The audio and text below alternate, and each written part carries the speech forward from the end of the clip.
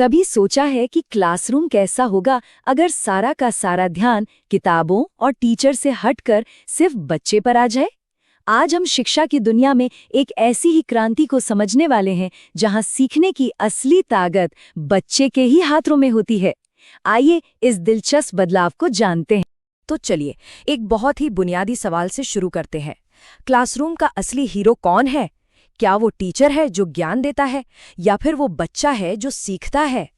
ये एक ऐसा सवाल है जो हमें एजुकेशन के बारे में दोबारा सोचने पर मजबूर कर देता है। और यहीं से हमारी आज की कहानी शुरू होती है। और जानते हैं इस सवाल का जवाब हमें कहाँ मिलता है? वो मिलता है बाल केंद्रित शिक्षा के कॉन्सेप्ट में। देखिए, ये एक ऐसा नजरिया है जिसमें बच्चे की ज़रूरतें, उसकी दिलचस्पी, उसकी काबिलियत और उसके अपने अनुभव, यही सब कुछ सिखाने सीखने की पूरी प्रक्रिया का सेंटर पॉइंट होते हैं। मतलब सब कुछ बच्चे के इर्द गिर्द ही घूमता है। तो आज के इस सफर में हम क्या क्या देखने वाले हैं? सबसे पहले समझेंगे कि शिक्षा का असली केंद्र कौन है, फिर जानेंगे कि भाई इस बदलाव की जरूरत ही क्यों पड़ी। इसके बाद हम क्लासरूम में टीचर और स्टूडेंट की बदली हुई भूमिकाओं को देखेंगे और सीखने के कुछ नए और मजेदार तरीकों को भी जानेंगे।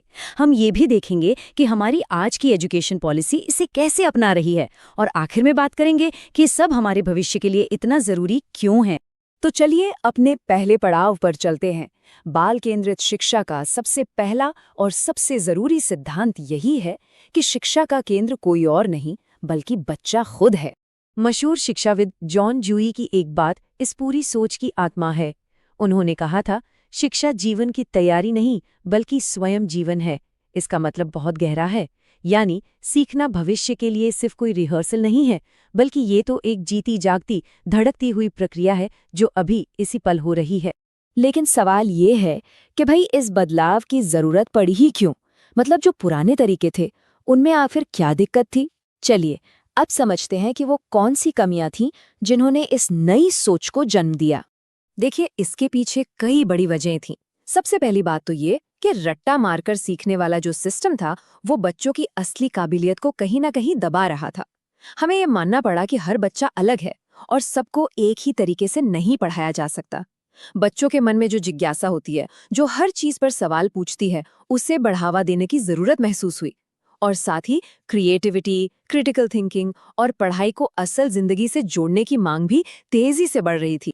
तो फिर इसका हल क्या था?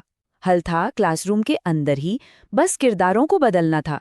टीचर और स्टूडेंट दोनों की भूमिकाओं को पूरी तरह से बदलना था। आइए देखते हैं कि ये नई और रोमांचक भूमिकाएं कैसी होती हैं। जरा इन दोनों तरीकों के फर्क को देखिए, ये कमाल का है। एक तरफ है टीचर सेंटर्ड क्लास, जहां सारा कंट्रोल टीचर के पास है और बच्चा बस चुपचाप सुनता है। और दूसरी तरफ है चाइल्ड सेंटर्ड क्लास, जहां हीरो बच्चा है और वो सीखने में पूरी तरह एक्टिव है। एक तरफ लेक्चर है तो दूसरी तरफ मजेदार एक्टिविटीज। एक में आज़ादी कम है तो दूसरे में भरपूर। और सबसे बड़ा बदलाव, एग्जाम्स। अब वो साल के आखिर में होने वाला कोई डरावना इम्तिहान नहीं, बल्कि सीखने के साथ साथ चलने वाली एक मददगार प्रक्रिया है। इस बदलाव को समझने का एक बहुत ही बढ़िया तरीका है।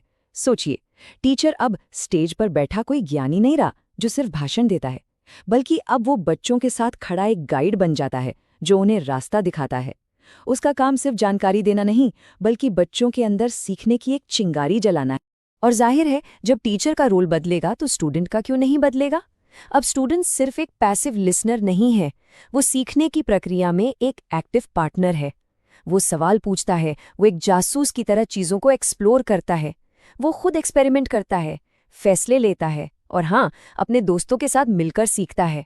वो अपनी लर्निंग जर्नी का आर्किटेक्ट खुद बनता है।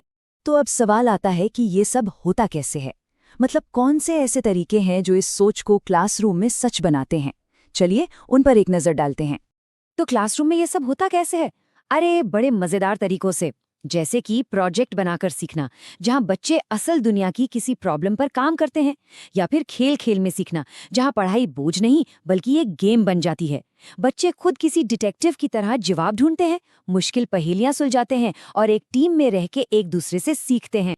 और हाँ, ये मत सोचिएगा कि ये सब सिर्फ बड़ी बड़ी बातें हैं या सिर्फ किताबों में अच्छा लगता है। आपको शायद ये जानकर हैरानी हो कि बाल केंद्रित शिक्षा अब हमारी राष्ट्रीय शिक्षा नीति का भी एक बहुत अहम हिस्सा बन चुकी है। भारत की जो नई राष्ट्रीय शिक्षा नीति 2020 है, उसकी तो नींव ही इसी बाल केंद्रित सोच पर रखी गई है। ये पॉलिसी करके सीखने और खेल-खेल में सीखने पे बहुत जोर देती है। ये मल्टी डिसिप्लिनरी अप्रोच को बढ़ावा देती है, जिसका मतलब है कि बच्चे सिर्फ एक सब्जेक्ट में बंद कर नहीं रहते। और तो और बच्चों को अपनी स्पीड से और अपनी मातृभाषा में सीखने की आज़ादी देना भी इसकी एक बहुत बड़ी खासियत है। तो अब हम अपनी चर्चा के आखिर में पहुंच रहे हैं। आइए एक बार ये समझ लेते हैं कि इस पूरे बदलाव का मतलब लॉन्ग टर्म में क्या फायदा है, इसका असली लक्ष्य क्या है। इसके जो फायदे हैं ना, वो सिर्फ स्कूल की मार्कशीट तक नहीं रहते। ये बच्चे का आत्मविश्वास बढ़ाते हैं, ये सीखने को एक मज़ेदार काम बनाते हैं। इससे उनकी क्रिएटिविटी और क्रिटिकल थिंकिंग डेवलप होती है, उनके सोशल स्किल्स बेहतर होते हैं और सबसे ज़रूरी बात, ये बच्चों के अंदर सीखने के लिए ज़िंदगी भर का एक प्यार पैदा कर देती है। और हाँ, एक आखिरी और बहुत ज़रूरी बात, एग्जाम्स को लेकर।